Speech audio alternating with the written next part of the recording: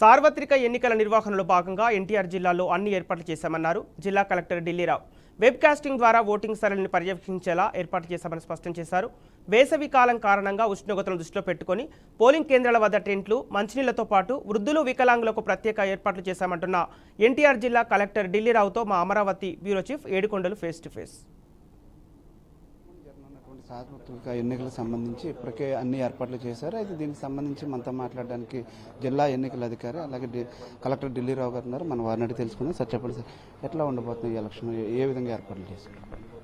Election బాగుంటుందండి. General election 2024 మంచి percentage అనేటువంటిది వాటర్ టర్న్అవుట్ ఉంటుంది, మంచి ఫెసిలిటీస్ ఉన్నాయి, మంచి కోఆర్డినేషన్ ఉంది. ఇటు పోలీసు అండ్ ఇటు జనరల్ అడ్మినిస్ట్రేషన్ కోఆర్డినేషన్ ఉంది. సీఈఓ గారు మాకు ఎప్పటికెప్పుడు అనేటువంటి ప్రాపర్గా మాకు ఇన్స్ట్రక్షన్స్ ఇస్తున్నారు. ఎటువంటి గ్యాప్ అనేటువంటిది లేదు. అందరికీ కూడా ఇటు ప్రిసైడింగ్ అధికారి నుండి, సెక్టర్ ఆఫీసర్ నుండి, అసిస్టెంట్ రిటర్నింగ్ ఆఫీసర్ నుండి రిటర్నింగ్ ఆఫీసర్ వరకు వాళ్ళు చేయాల్సిన వాళ్ళ రోల్ క్లారిటీ అనేటువంటిది ఉంది. కంప్లీట్గా వాళ్ళ రోల్ క్లారిటీ ఉంది. మెటీరియల్కి సంబంధించిన వరకు ఎటువంటి ఇష్యూస్ లేవు అండ్ పోలింగ్ స్టేషన్కి సంబంధించినటువంటి ఇష్యూస్ లేవు. కాబట్టి నా థింగ్ ఈజ్ దట్ ఇక పబ్లిక్ అనేటువంటి రావడమే, మేము డెలివర్ చేయడమే, దాని తగ్గట్టుగా ప్లాన్ చేసుకుంటున్నాం. సార్, పబ్లిక్లో కొంతమంది వృద్ధులు, వికలాంగులు ఉంటారు, వారి కోసం ఏం ఏర్పాట్లు చేశారు?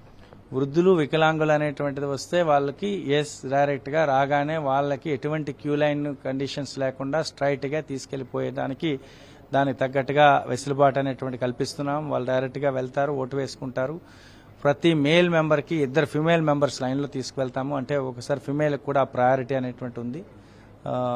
దెన్ పీడబ్ల్యూడీస్ ఎవరైనా ఒకవేళ ఉంటే వీల్ చైర్స్ ప్లాన్ చేసుకొని తీసుకువెళ్ళడానికి తగ్గట్టుగా అనేటువంటి ప్రొవిజన్ అనేటువంటిది ఉంది.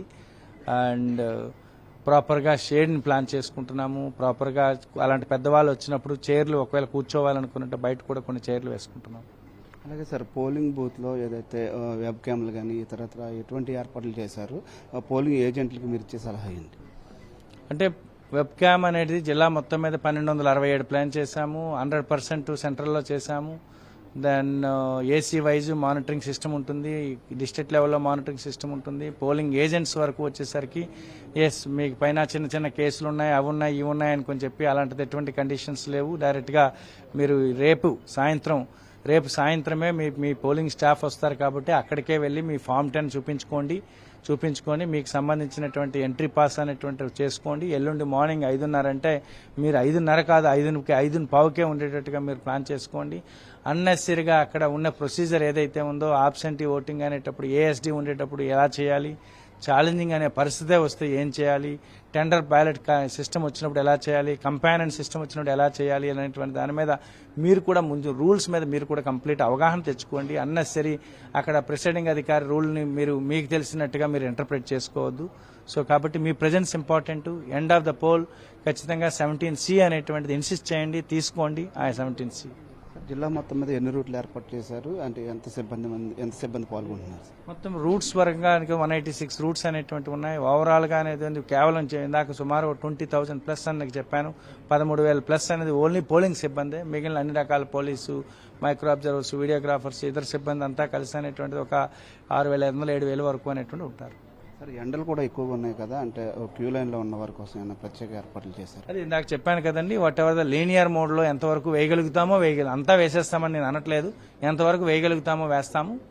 దెన్ వాటర్ అనేటువంటిది ఒక ఆస్పెక్ట్. కొన్ని చైర్లు అనేటువంటిది కొన్ని దగ్గర పెట్టుకోవడం, ఈవెన్ బయట కూడా చైర్లు పెట్టుకోవడం అనేది ఒకటి. నా అప్పీల్ ఏంటంటే నల్ల గొడుగులు కాకుండా అనేటువంటిది కలర్ఫుల్ గొడుగులు అనేటువంటిది కొద్దిగా తెచ్చుకుంటే కొద్దిగా ఎండని ఎంతో కొంత అనేటువంటిది ఆపుతుంది. అది ఆ ప్రాక్టీస్ మనకు ఉండేది పాతది. మరి ఇప్పుడు అలాంటిది కూడా ఒకసారి ఆల్వేస్ మేము ఓఆర్ఎస్ ప్యాకెట్స్ అన్ని ప్లాన్ చేసుకుంటున్నప్పటికీ కూడా మీ జాగ్రత్త మేము, మా జాగ్రత్త మేము అనేటువంటి తీసుకుంటే సరిపోతుంది. సార్, 2019లో విజయవాడ నగరంలో ఆశాజనకంగా అయితే ఓటింగ్ చేస్తాం జరగలేదు. ఈసారి ఎట్లా ఉండబోతుంది? 66 నుండి మేము ఖచ్చితంగా 76, 78, 80% మధ్యలో జరుగుతుందని అనుకుంటున్నాం. రోల్ బాగుంది కాబట్టి ఖచ్చితంగా జరుగుతుంది. ఇది ఖచ్చితంగా ఈసారి అయితే విజయవాడ నగరంలో కూడా ఓటు శాతం పెంచుతామని చెప్తున్నారు. అయితే ముఖ్యంగా ఏదైతే ఓట్లు వేసేందుకు వచ్చేటువంటి వారు వృద్ధులు, వికలాంగుల కోసం ప్రత్యేక ఏర్పాట్లు చేశామని కలెక్టర్ ఢిల్లీరావు గారే చెప్తున్నటువంటి పరిస్థితి. కెమెరా పర్సన్ సురేంద్రతో ఏడుకొండలు, BRK న్యూస్, విజయవాడ నుండి.